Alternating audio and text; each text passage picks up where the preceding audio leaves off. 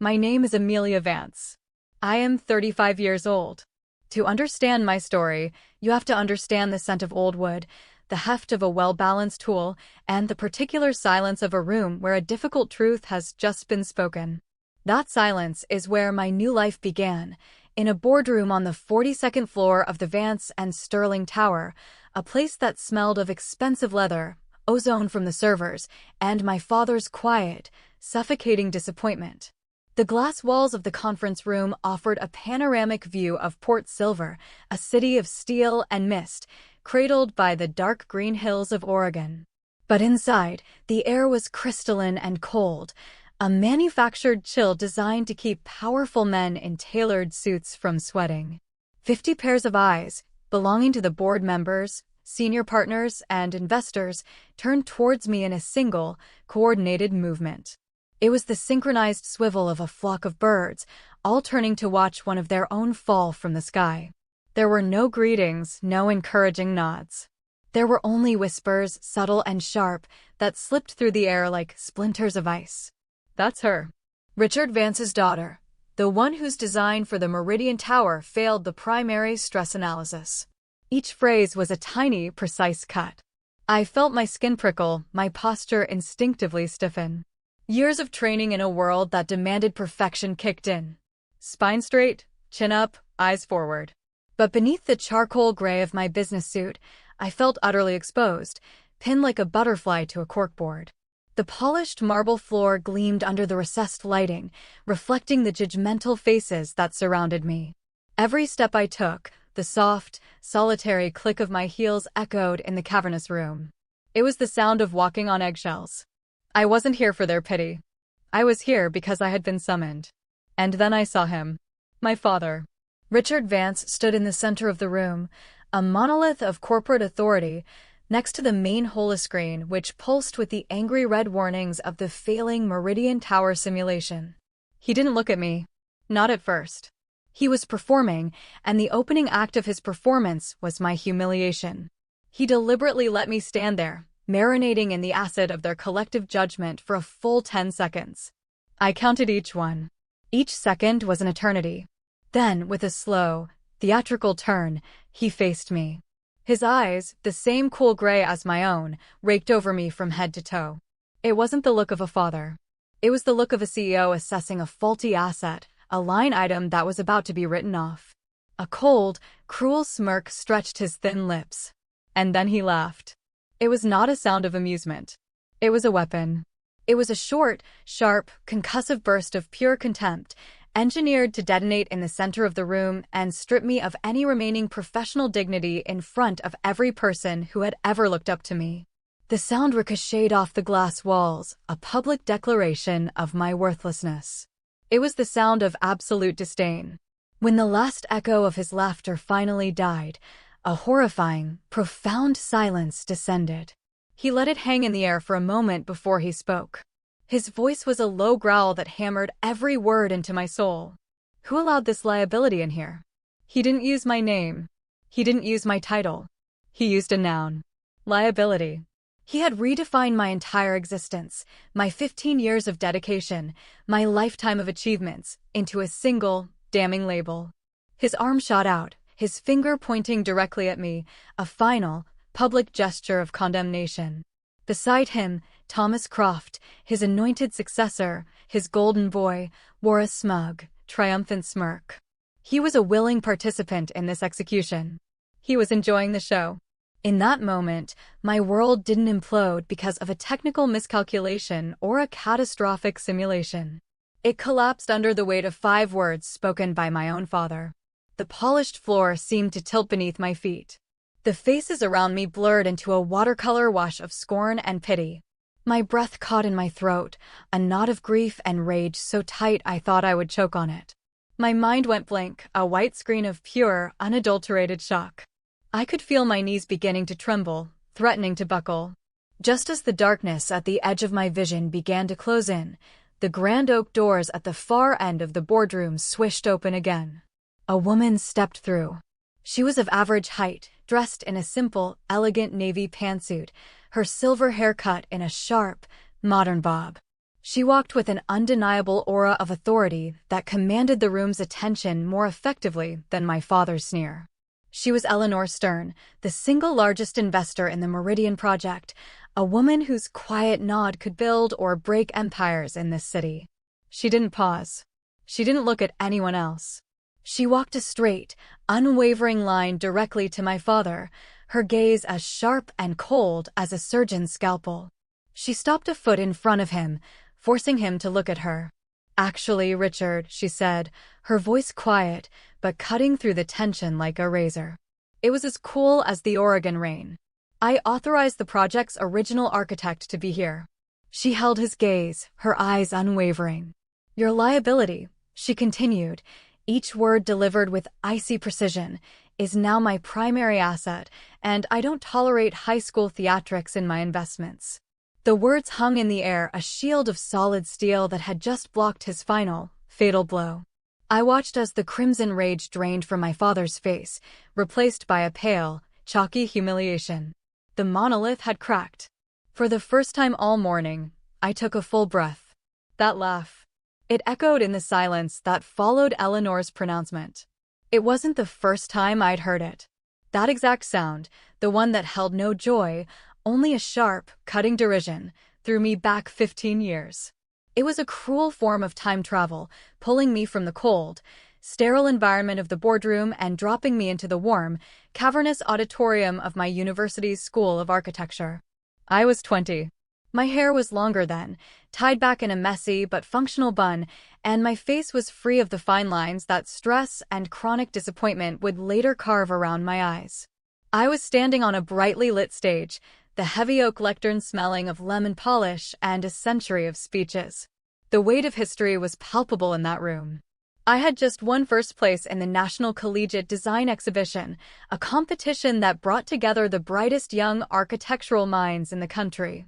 My project, a design for a cantilevered library built into a cliffside that I'd conceptualized and rendered in our family's dusty basement, was complex, groundbreaking, and I knew with the fierce certainty of youth, years ahead of its time. It was the culmination of an entire year of sleepless nights, of hands stained with ink and graphite, and 100 meticulously calculated, failed structural models before I found the single elegant one that worked. I remember the raw, electric thrill that shot through me when they called my name. It was a feeling so pure and powerful it made my hands tremble as I accepted the award. It was the absolute pride of creation, of wrestling a complex problem to the ground and forcing it to yield its secrets.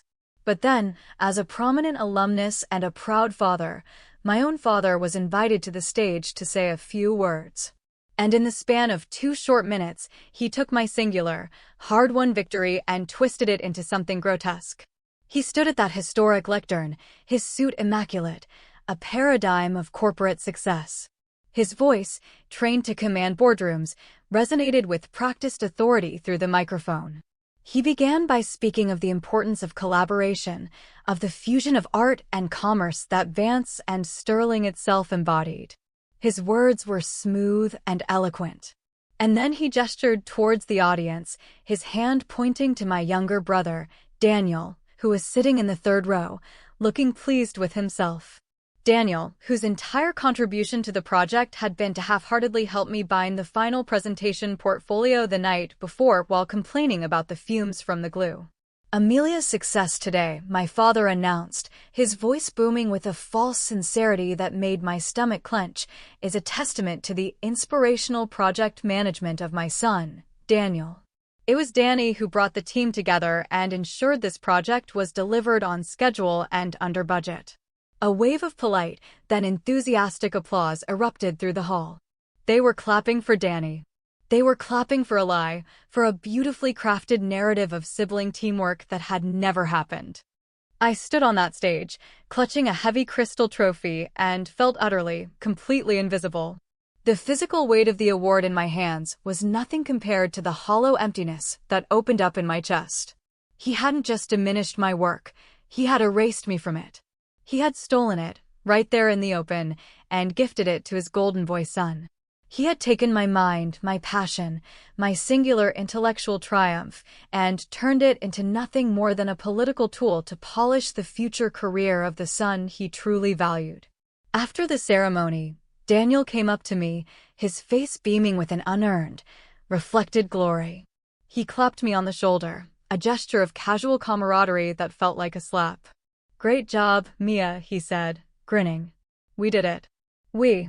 The word hung in the air between us, a monument to his ignorance. He didn't even realize the depth of the injustice. He didn't see the theft. He had grown so accustomed to basking in the glow of my efforts, so used to having his path paved with the stones of my hard work, that he simply accepted this as his due. It was his natural state of being. My father had taught him that. I looked into my younger brother's eyes and saw no shame, only the easy, unthinking arrogance of a person who believes they are entitled to the fruits of another's labor. The pain of my father's betrayal was a sharp wound. But to see it reflected and amplified so casually by the brother I loved, that was a different kind of wound, laced with a slow-acting poison. That night, I sat alone in my dorm room. The trophy sat on the cheap laminate desk, its crystal facets looking dull in the dim light. A quiet knock, and the door opened. It was my grandfather, my mother's father, a soft-spoken, brilliant, and perpetually sawdust-covered carpenter from the coast. He had driven 4 hours just to be there for me. He didn't say much. He didn't offer empty platitudes or criticize my father. He just walked over to the desk where my original, hand-drawn sketches were laid out. He gently placed his large, calloused hand over the intricate lines and calculations, a gesture of profound respect. "They can applaud the story, Mia," he said, his voice a low, comforting rumble. "Stories can be changed. But this wood, this stone, it only obeys the truth. And you're the one who found that truth." He looked up from the papers and met my eyes. "Never forget," he said, leaning in slightly, his voice dropping to a conspiratorial whisper, "that you're a whisperer. You hear the grain in the wood, the stress in the stone. You hear things other people can't." His words didn't fix the hurt, but they did something more important. They built a small, secret fortress inside my soul. They became a private legacy, a quiet reminder that my real worth wasn't measured in applause or determined by my father's narratives. It was forged in the silent, unyielding truth of wood and stone and logic. It was a truth only the materials, my grandfather, and I understood. The fortress my grandfather helped me build in my soul kept me intact, but it couldn't pay the rent. The truth of wood and stone needed a workshop. It needed a place to become real. After I left Vance and Sterling, after the humiliation of the Meridian Project, I took every dollar I had saved and poured it into a dusty, cavernous space in a forgotten industrial park by the river. It was the top floor of an old brick warehouse, with massive wooden beams and grimy arched windows. I called it the Rafters. It was my empire of sawdust and turpentine. It was drafty and cold in the winter, and the summer sun baked the tar on the roof until the air was thick with the smell. The light that filtered through the dirty windows was always soft and gray, filled with dancing dust motes. I had gone from state-of-the-art design studios to this. My new companions were a set of antique, perfectly balanced hand tools I'd inherited from my grandfather, and an old radio that crackled with jazz and classical music. I took any job that came my way. I restored water-damaged hope chests for families who had lost everything in a flood. I patched the rickety frames of antique chairs for little old ladies. I rebuilt fireplace mantles that were older than the state of Oregon. It was gritty, dirty, manual labor. It was honest, and it was mine. The people who came to me at first all wore the same look, a look of deep, profound skepticism. They'd see this slender woman with tired gray eyes and immediately doubt I could possibly understand the complex soul of the furniture that was their history. I'll never forget one antique dealer, a gruff man with a well-trimmed beard and a permanent skull. He brought in a 19th century rosewood secretary desk that looked like it had been through a war. One of its delicate, carved legs was shattered. "Every other restorer in the city said it's a lost cause," he grunted, running a hand over the scarred wood. "They all want to replace the leg. If you can fix it without replacing it, I'll pay you double your rate. If you can't, I'm not paying you a dime." I didn't argue. I didn't defend myself. I just nodded, ran my hand over the splintered wood, and got to work. I spent 3 days on that single leg, my hands getting sliced by tiny splinters, my face smeared with wood dust until I looked like a ghost. I didn't just glue it. I painstakingly pieced it together, using custom mixed resins and nearly invisible dowels I carved by hand. When I was done, you could only see the repair if you knew exactly where to look. The grain flowed perfectly. The leg was stronger than it had been before it broke. The dealer just stood there, staring, running his fingers over the seamless repair. He looked from the desk to me, then down at my calloused, dust-caked hands. The look of contempt in his eyes slowly, grudgingly, morphed into a kind of baffled respect. He paid me in cash, triple my rate, and left without another word. That was a good day. One evening, after a brutal fight with a stubborn, warped tabletop, I slumped onto a dusty canvas drop cloth, my back against a stack of reclaimed lumber. I cracked open a cold bottle of local IPA and checked my emails on my phone. And there it was. An email from Daniel. The subject line was just 2 words, great news. He was writing to boast. He'd just been promoted to vice president of development at a major real estate firm. He proudly detailed his latest, brilliant initiative for integrating sustainable materials into their new luxury condo projects, an idea I recognized instantly, because I was the one who had sketched it out for him on a cocktail napkin years ago when he was struggling to find a thesis for his MBA. I read his words, the bitter taste of the hoppy beer mixing with the familiar acidic taste of injustice in my throat. The world felt so fundamentally crooked in that moment. There he was, in an air-conditioned office, getting promotions for selling my old ideas, while I was sitting in the dust, fighting to make a living with my own 2 hands. I took a long drink of beer, then deleted the email. A familiar wave of hot anger and self-pity washed over me. But this time, something was different. I didn't let it drown me. I stood up, the motion stiff and sore, and channeled that rage into energy. I turned my attention to a passion project I'd been tinkering with, an ancient, worm-eaten oak wardrobe that every other restorer in the county had declared firewood. I worked through the night, not for money, not for a customer, but for myself. I remembered my grandfather's words, "You hear things other people can't." So I listened. I ran my hands over the scarred wood, feeling the grain. I closed my eyes and let the history of the piece guide me. After hours, I found it. Not just damage, but a story. A flaw in its original construction, a slight imbalance in the joinery that had caused it to warp over a century of use. As the first pale light of the port's silver dawn filtered through the grimy windows of my workshop, I fitted the final piece of my repair, a subtle, reinforcing brace hidden inside the frame. I closed the door. It shut with a soft, solid thump. The alignment was perfect. It was my victory, a silent one with no audience and no applause. But it was real, forged from my own knowledge, my own hands, my own stubborn refusal to give up. And in the silence of that misty sunrise, that was everything I needed. My silent victories in the rafters didn't stay silent for long. In the small, interconnected world of high-end antiques and architectural preservation, whispers travel faster than the city fog. A reputation for saving the unsalvageable is a valuable currency.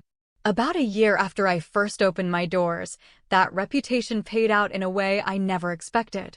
One morning, while wiping with stain from my hands, I saw a new email pop up on my phone.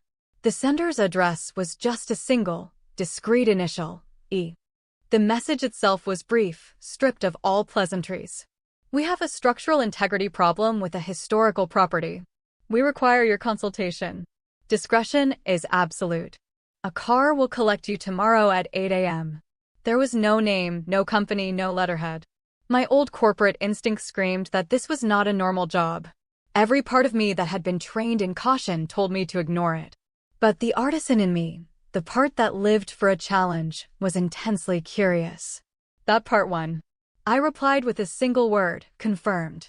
The next morning, exactly at 8 o'clock, a black, unmarked sedan with tinted windows pulled up in front of my workshop, its electric engine barely making a sound. It was the kind of vehicle that screamed old money and serious business. It drove me out of the city, up into the misty hills, to a location that looked from the outside like a sprawling, historic country estate. But the subtle, high-tech surveillance cameras tucked into the eaves of the old stone gatehouse told a different story. The woman who greeted me was of average height with a sharp, modern bob of silver hair. She wore a simple but impeccably tailored navy pantsuit that seemed both powerful and understated. It was her eyes that held my attention. They were sharp, intelligent, and radiated an invisible, unassailable authority. "Eleanor Stern," she said, extending a hand. Her handshake was firm, her focus absolute. She wasted no time on small talk, leading me directly past the historic facade and into a state-of-the-art conservation lab they had built in what was once the ballroom. There, laid out on a massive table, were the original 100-year-old blueprints for the building. "The Preservation Committee says the main support beams in the West Wing are failing," Eleanor said, her voice calm and even. "They've tried everything. They want to replace them with steel, which would destroy the building's historical integrity. What do you think?" I spent the next 2 days in that lab. I barely ate. I didn't sleep. It was just me and the building. I didn't just read the reams of engineering data they had compiled. That was their mistake. They were looking at the data, but they weren't listening to the building. I placed my hands on the old, hand-hewn timber beams, closed my eyes, and just listened. I felt the vibrations, the subtle groans of the old wood. And I heard it. A tiny shift in the load distribution, caused by a minor foundation settling on one side of the house a century ago. It wasn't that the beams were failing. It was that they were being asked to carry a burden they were never designed for. I spent hours sketching out a new support schematic, proposing a system of hidden trusses in the attic that would redistribute the load back to the building's core, taking the stress off the historic beams. When I was ready, I presented my findings to Eleanor.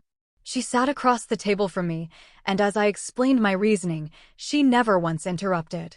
She just listened, her sharp, perceptive gaze seeming to see right through my technical jargon and into the core of my thinking. When I finished, she was silent for a moment. "You're not just a restorer," she said finally, a statement of fact. "You're having a conversation with it." It was the first time anyone had truly understood my process.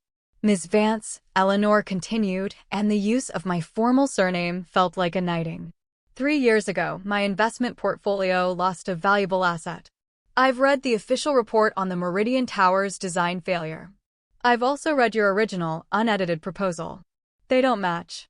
My heart hammered against my ribs. It felt like the floor had dropped out from under me. She knew. "Your talent," she said, her voice softening almost imperceptibly as she slid a thick consultant's contract across the table, "deserves to be compensated, not buried. It should be honored, not taken for granted." Her words landed like a bomb on a wound I didn't even know was still open. She leaned forward. "The Meridian project is failing. I need you to come back, not as Richard Vance's daughter, not as a scapegoat, but as the best damn architect I know." And in that quiet, sunlit lab, I started to cry. For the first time in years, tears streamed down my face. But they weren't tears of pain or humiliation. They were tears of gratitude, of profound, overwhelming relief. Have you ever had a moment like that? A moment where a stranger sees you more clearly than your own family ever has? This woman, this stranger, had just given me the one thing my own blood had always denied me, their trust. Stepping back into the Vance and Sterling Tower felt like walking into a ghost story where I was the ghost. The news of my return, under Eleanor Stern's direct authority, had spread like a seismic shockwave through the firm's tightly knit community. My father couldn't publicly oppose a decision made by his largest investor, but he was a master of asymmetrical warfare. He made sure I felt the chill of his displeasure in other ways, sending a clear, unspoken message through the ranks: I was not welcome. The first design review meeting was his opening salvo. I was there as a consultant, but I was also the original architect of the system they were failing to fix, a fact that hung in the air like unspoken static. I started to explain my initial diagnostic theory, outlining the subtle load distribution anomaly I suspected was at the heart of the problem. I hadn't even finished my first sentence before I was cut off by Thomas Croft, my father's freshly polished crown prince. With all due respect, Miss Vance, he said, the condescending emphasis on MS, a deliberate jab, a public stripping of my former seniority. He smirked, playing to his audience. Your artisanal methods might work on old rocking chairs, but here, we operate on hard data and established physics. The data doesn't support your feeling. He said it in front of the entire design team, a blatant, pre-rehearsed attempt to discredit me before I could even begin. The room fell silent, every architect suddenly fascinated by their notepads, everyone watching the power play unfold. I didn't raise my voice. I didn't let the hot flash of anger show on my face. I just held his gaze until he started to look uncomfortable, his smugness flickering. The data isn't lying, Thomas, I said, my voice low and steady, carrying across the quiet room. The problem is you're not asking it the right questions. You're looking for a crack in the foundation when you should be listening for a discordant note in the harmony of the structure. That evening, in the sterile quiet of my temporary office, my phone rang. The caller ID was my father's private line. His voice, when I answered, was no longer the cutting sneer from the boardroom. It had been replaced by something far more insidious, the calm, rational, and deeply patronizing tone of fatherly advice. Amelia, I hear you're causing some friction with Croft's team, he began, the words smooth as silk, a verbal pat on the head. You're digging up things that were settled 3 years ago. It's counterproductive. You need to remember your place. You're just a consultant here, an outside voice. Let the team do their work. A cold knot formed in my stomach. He was defining my boundaries, putting me in a box. My place, I replied, my voice as cold as the steel in the Meridian's framework, is as the person who designed this building from the ground up. And I know it was altered. There was a brief, telling pause on the other end of the line. When he spoke again, the silk was gone, replaced by unyielding steel. I refined it, he said, his voice hard and final. Your original design was too ambitious, too risky. I made it safer. I made it more practical. Don't make this situation worse for everyone with your professional arrogance. It was a masterful piece of gaslighting. In his version of history, he wasn't a saboteur, he was a protector. I wasn't a truth seeker, I was an arrogant child who didn't know what was good for her. I had barely processed the depth of his delusion when my phone rang again, almost immediately after I hung up. This time, it was my mother. She didn't ask how I was. She didn't ask if I was okay. She simply launched into a performance of preemptive, hysterical tears. Amelia, what are you doing? She sobbed into the phone, her voice thick with manufactured panic. Your father is under so much stress. His entire career, the family's reputation. How can you threaten to destroy everything because of your own selfishness? You need to think about your brother, about his future. Please, for the love of God, just take a step back. Her words were like a volley of poison-tipped needles, each one aimed at a place she knew was vulnerable. She had twisted my fight for professional integrity into an act of personal selfishness. She weaponized family reputation, a concept that had never once been used to defend me, to demand my silence. In that moment, I realized with sickening clarity that her quiet, complicit silence over the years was 1,000 times more damaging than my father's overt cruelty. He was the storm, but she was the toxic, stagnant air that allowed the mold to grow. She was the chief enabler. Something inside me, a wire that had been stretched taut for 3 decades, finally snapped. Mom, I said, and my own voice startled me. It wasn't trembling. It wasn't pleading. It was terrifyingly steady, devoid of all heat. The family's reputation was destroyed 3 years ago, when not a single person in it stood up for the truth. Amelia, don't you dare take that tone with me. I will not, I cut her off, the words clean and sharp, take a step back. Not this time. I ended the call. My hand, when I looked down at it, was shaking. But it wasn't from fear or weakness. It was from a rage so pure and white-hot it felt like it could melt steel. The dull, persistent ache of past injustices had finally ignited into a blazing, clarifying fire. I knew then, with absolute certainty, that I couldn't rely on my memory or my intuition. My word against the CEOs was nothing. I needed proof. I needed cold, hard, undeniable evidence. The kind of evidence that would show the world, Eleanor Stern, and my own fractured self exactly what they had done. The real war had just begun. The anger didn't fade after the calls. It cooled. It solidified into a cold, hard, and terrifyingly clear purpose. That night, sleep was an impossibility. The ghosts of my mother's pleas and my father's lies weren't just echoes in my head anymore. They were the fuel for a hunt. I sat in front of my secure terminal in the pre-dawn darkness, the clinical blue-white glow of the screen illuminating my face. In that moment, I shed the skin of the consultant, of the daughter, of the victim. I was an investigator. I was a quiet warrior on a mission, and the objective was the truth. I decided right then that I was done waiting for permission. I was done playing by their carefully constructed rules. Using my old, high-level credentials from my time as a senior partner, I began to probe the firm's deep archives.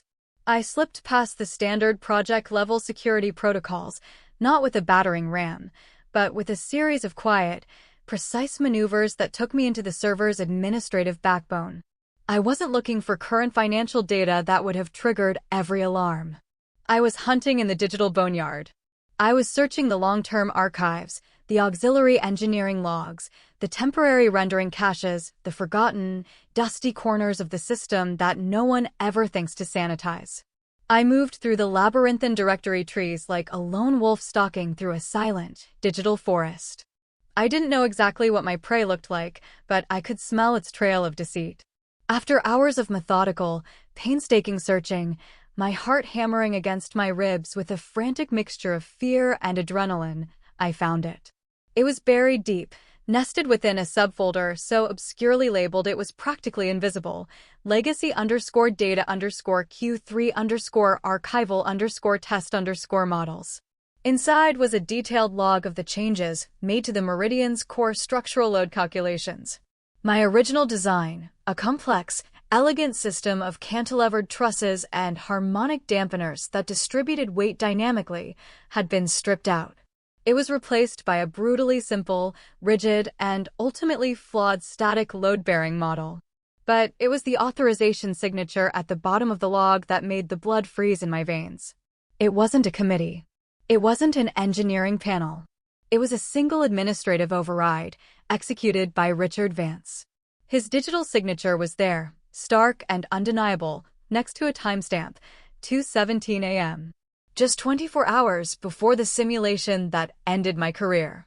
He had done it himself in the dead of night alone.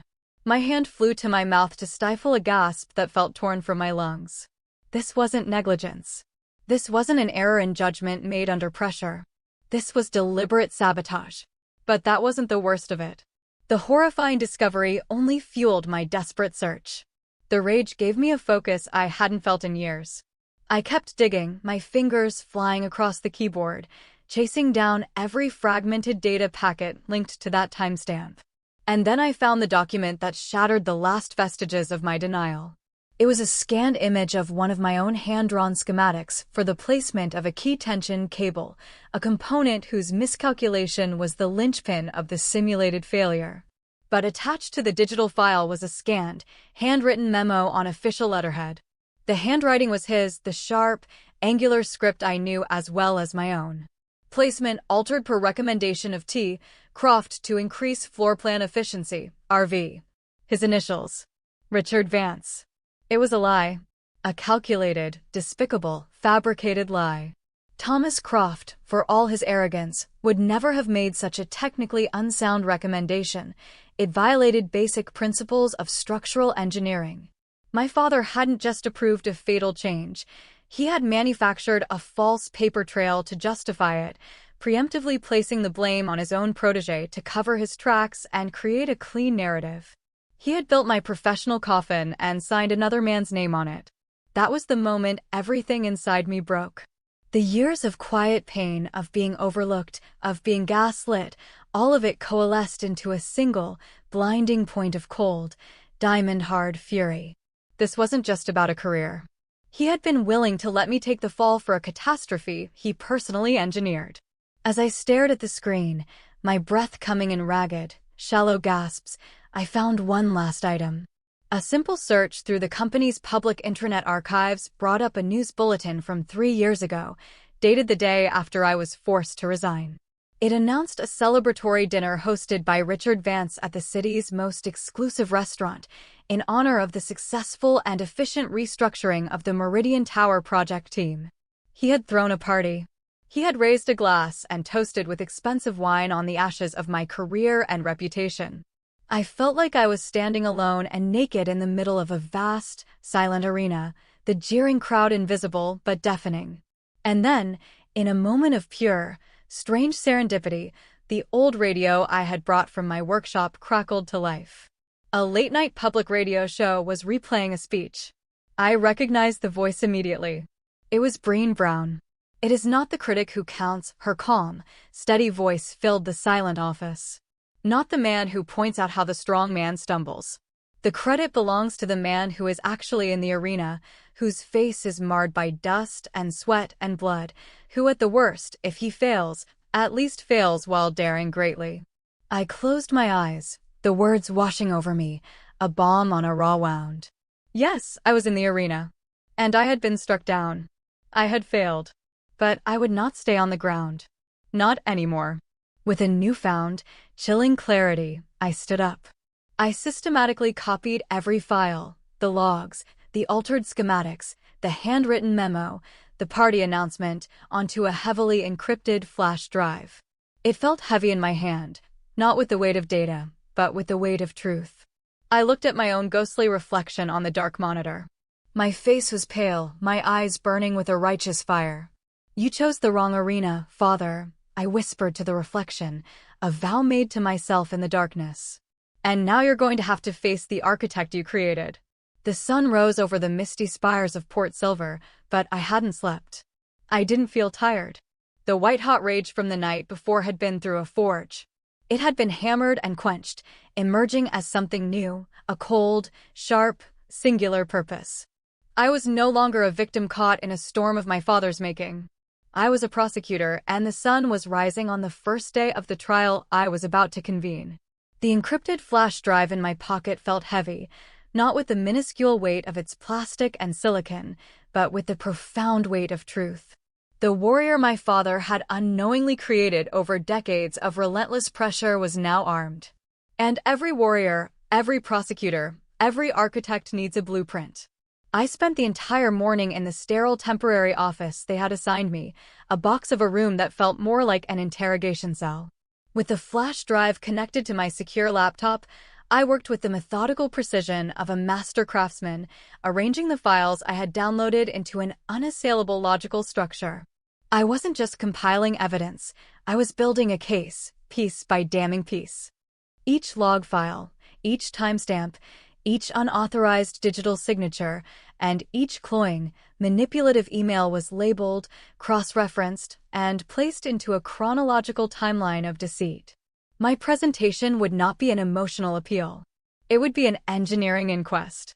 I was constructing my argument not with legal statutes, which could be twisted, but with pure, irrefutable architectural logic.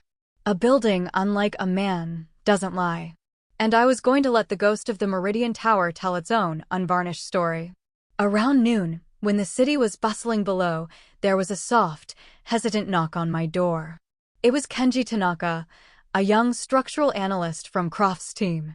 He was a quiet, almost invisible presence in meetings, a man who always seemed to be studying the patterns in the carpet, as if hoping to find a trap door in the floor. He looked terrified now, his eyes darting towards the hallway as if expecting my father or Croft to materialize at any moment. "Miss Vance," he whispered, his voice barely audible. I know what happened 3 years ago. I was the junior analyst who ran the initial stress simulations right after the incident. I saw the original diagnostic logs before they were archived. He meant wiped clean, erased from the official record. I didn't say anything.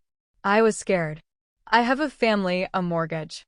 His confession was a cascade of quiet panic. He quickly, almost furtively, held out a small, nondescript USB drive.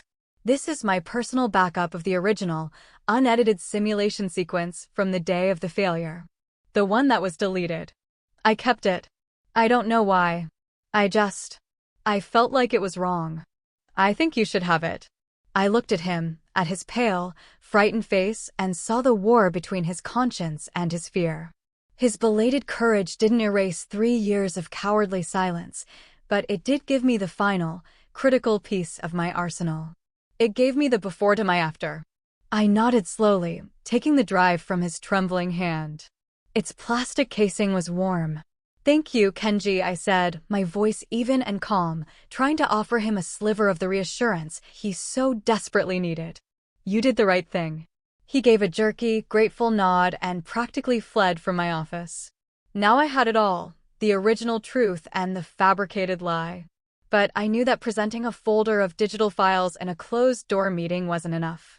In a world of politics and power, data could be dismissed as interpretation, as a difference of professional opinion. I needed more than evidence. I needed a demonstration of power. I had to show them, not just tell them. I found an empty presentation room down the hall, one with a massive, wall-sized whiteboard, untouched and gleaming under the fluorescent lights. I picked up a black dry erase marker, the cap making a sharp, definitive click as I removed it. And I began to draw. From memory, with a hand that did not shake, I recreated the entire original design of the Meridian Tower.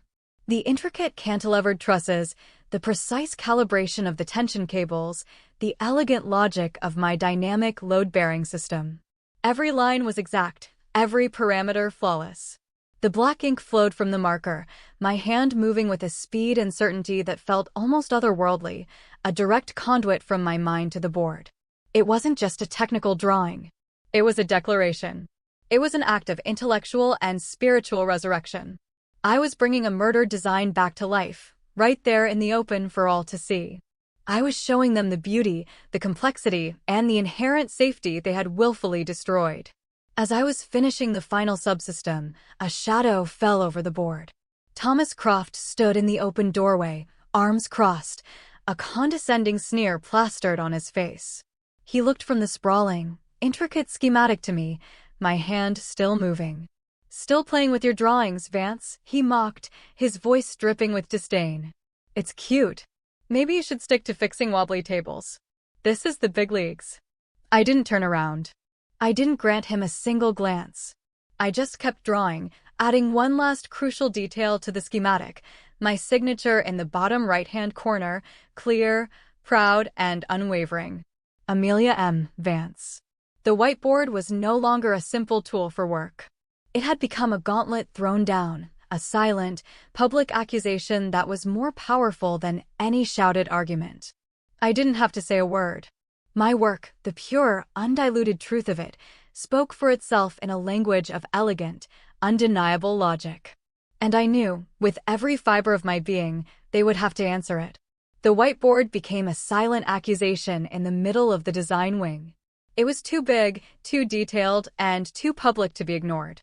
It was a masterpiece of passive aggression, and it worked. Eleanor Stern saw it on her morning tour, and after a private 10-minute meeting with me, where I presented her with my encrypted drive, an emergency design review was on the schedule for that afternoon. My father couldn't refuse a direct order from his primary investor, but he was a brilliant tactician. He immediately turned the situation into what he thought was an inescapable trap for me. He framed it not as an inquiry into a potential flaw, but as a final stage presentation to a select group of influential architectural critics and journalists. His goal was twofold: to witness my public failure under the glare of the media, and to solidify his narrative that the project, under his refined guidance, was a triumph of pragmatic leadership. When I walked into the main presentation theater that afternoon, it felt less like a technical review and more like a public execution. The air was thick with tension. The architects from Croft's team stood stiffly at their stations, avoiding my eyes. The critics, with their notebooks and sharp eyes, stood along the back wall, their faces a mixture of curiosity and predatory anticipation. And in the center of it all, like Roman emperors about to preside over the games, stood Richard Vance and his protege, Thomas Croft. They were radiating a confidence that bordered on smugness. This was their stage. They thought this was my final act. At a nod from my father, The presentation began. "Run the stress analysis on the current configuration," he commanded, his voice full of authority. Croft initiated the sequence. On the main holoscreen, the 3D model of the Meridian Tower glowed. The numbers on the telemetry displays began to climb as the simulation subjected the design to a series of escalating environmental stressors: high winds, seismic shifts, extreme snow load. For a moment, it looked stable. Then amber warnings started to flicker. The numbers turned red. The clean lines of the tower on the screen began to show patches of bright crimson, indicating critical stress. Then, exactly as the simulation reached a 100-year storm scenario, the screen flashed with a massive alert: critical failure. Cascading structural collapse imminent. Croft, performing his part perfectly, slammed a hand down on the emergency stop button. The simulation froze. He turned to the critics, his face a mask of weary confidence.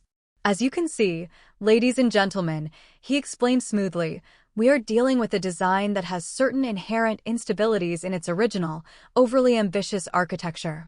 We are working diligently to mitigate them." He was blaming me publicly. My father nodded gravely, a look of solemn approval on his face. The lie was being cemented into the official record. It was then that Eleanor Stern spoke, her calm, quiet voice cutting through the manufactured drama like a laser.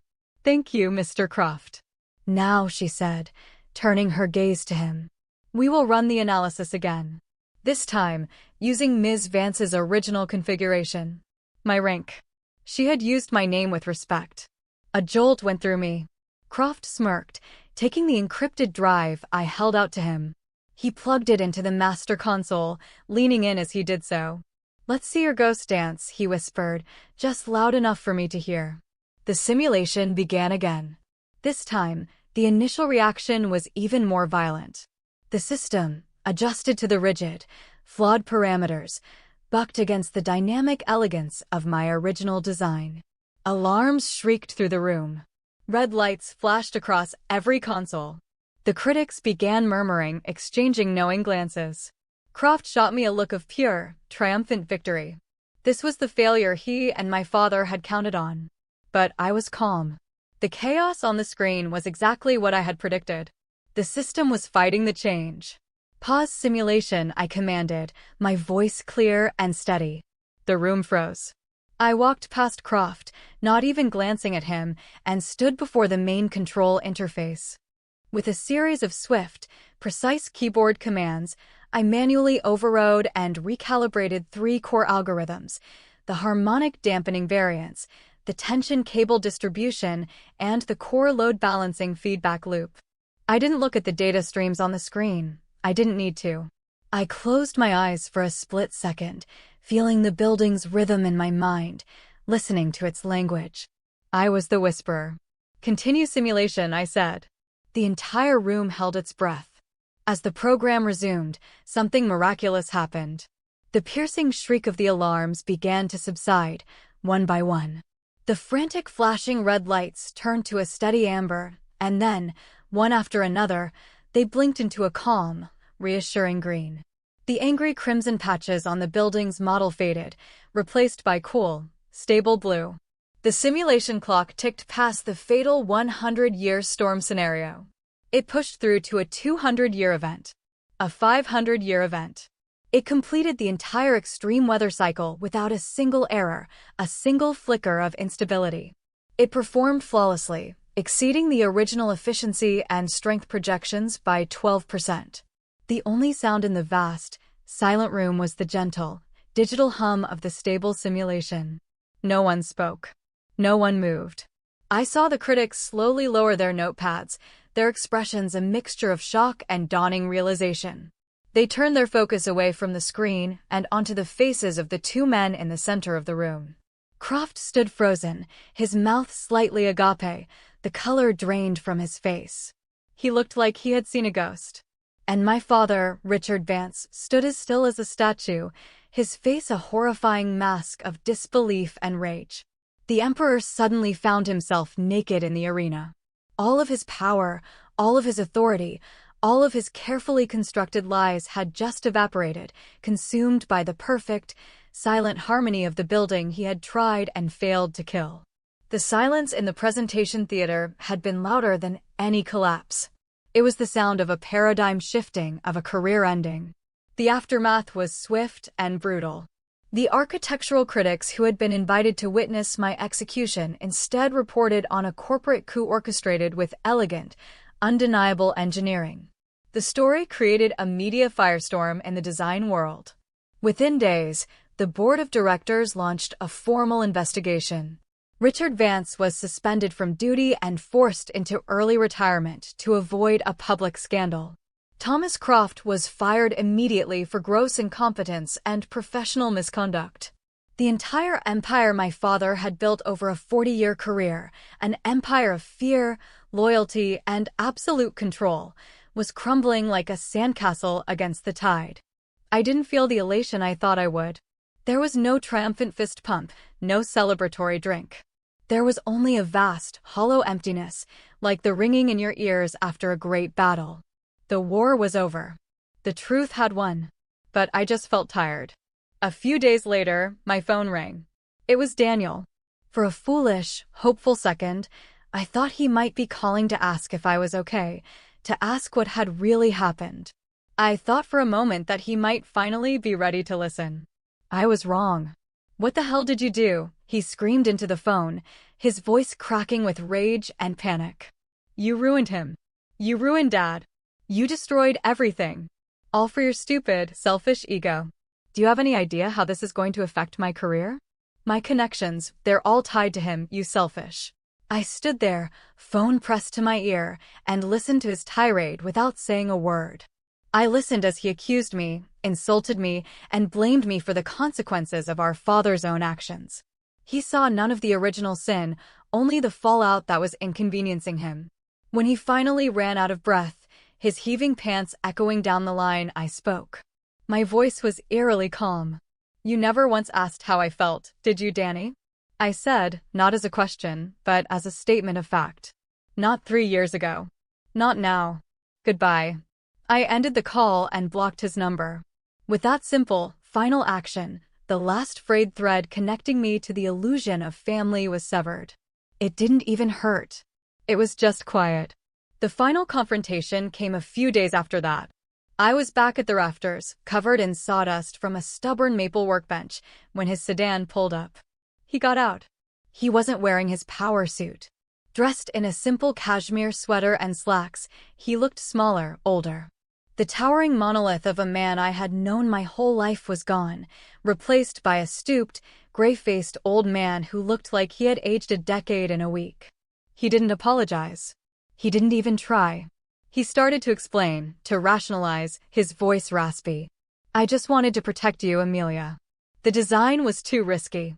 I never thought it would go this far. The same old lies, the same tired narrative." I held up a hand, my palm coated in fine wood dust. He stopped, surprised by the authority in the gesture. "Don't," I said, my voice quiet but unyielding. "Don't insult my intelligence anymore. You didn't do it to protect me. You did it to protect yourself. To protect your legacy. To protect your control." He opened his mouth to argue, then closed it. He fell silent, because he knew I was right. There was nothing left to say. Slowly, I wiped my right hand on a clean rag. And then I reached into the pocket of my work apron and pulled out a beautiful, vintage fountain pen with a gold nib. It was the one he had given me at my university graduation. A symbol of everything he represented: tradition, prestige, a legacy of contracts and blueprints, and a legacy of absolute, suffocating imposition. It was the last chain that bound me to his world. I stepped forward and placed the pen into his open, waiting palm. It looked small and insignificant in his hand. "I'm giving this back to you," I said, my voice steady and clear, free of anger or malice. "I don't need your legacy. I'm going to build my own, from the pieces you tried to break. My legacy will be the truth." I didn't wait for a response. I turned my back on him, walked into my workshop, and pulled the heavy rolling door down. It shut with a loud, final clang, leaving him alone in the misty air. For the first time in my 35 years of life, I felt completely, utterly, and breathtakingly free. A year has passed. Freedom, I discovered, isn't a sudden explosion of joy. It's a quiet, vast emptiness at first. For the first time, there were no expectations to meet, no battles to fight, no ghosts to prove wrong. The silence that followed was daunting, and I had to learn, for the first time, how to fill it with my own voice. The rafters is no longer a solitary refuge. I bought the adjacent space, knocked down the wall, and expanded. It's no longer just my workshop. It's the home of the Second Grain Project, a nonprofit, tuition-free restoration and carpentry school for women transitioning out of difficult situations. Every morning now, the space is filled not with lonely silence, but with laughter, the scrape of a hand plane on wood, and the rich smell of freshly brewed coffee. I don't teach from textbooks. I teach my students to listen, to feel, to trust their hands and their intuition. I teach them that their value isn't in a past they left behind, but in their innate ability to create, to repair, and to understand. A few months ago, a thick linen envelope arrived with the official letterhead of Eleanor Stern's development firm. Inside was a handwritten letter. She informed me that the Meridian Tower project, under her new leadership, was moving forward with my original, unaltered design. She included a formal offer to return as the lead architect. "The world needs buildings with souls, Amelia," she wrote, "and people with the courage to build them. People like you." I read the letter, a warm smile spreading across my face. Then I folded it carefully and placed it in an old wooden box where I keep my grandfather's few belongings. The validation was important. It was the official closing of a painful chapter. But it no longer defined me. This afternoon, I walked over to a young woman who was struggling to fit a complex dovetail joint. Her shoulders were slumped in frustration. I didn't say anything. I just reached into my grandfather's old tool chest and pulled out a small, worn block plane. Its wooden body was smooth and dark from years of his use. "My grandfather used to say that a good carpenter doesn't force the wood," I said softly, my voice just for her. "They persuade it. Try listening. Ask it what it needs." I placed the old plane in her hand. Her eyes, which had been cloudy with frustration, suddenly lit up with a new understanding. She looked from the tool to me, and back to the wood. In that small, quiet moment, I knew what my legacy was. It wasn't a skyscraper. It was this passing of knowledge, this continuation. As the day ends and the last of the students head home, I sit on an old metal stool at the front of my workshop, watching the sun dip below the horizon. The Oregon sky is on fire, bleeding from burnt orange into a deep, bruised purple. A year ago, this solitude would have felt like loneliness. Now, it feels like peace. The silence is no longer an emptiness to be feared, but a space to be filled with contentment. I walked through fire, and I was not consumed. I took the ashes of my past and built a new foundation. I am Amelia Vance, an architect, a carpenter, a teacher, a survivor. And finally, I am free.